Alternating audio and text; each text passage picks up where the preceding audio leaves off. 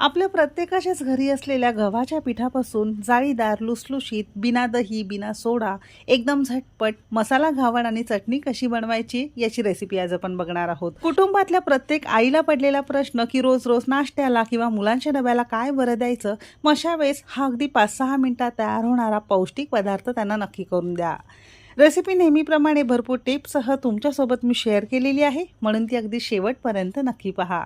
सगळ्यांना एक निवेदन आहे, तुम्हाला जर माझ्या रेसिपीज बघायला आवडत असतील तर कुकिंग तिकीट मराठी चॅनेलला सबस्क्राईब करा आणि बाजूची बेल घंटा नक्की क्लिक करा।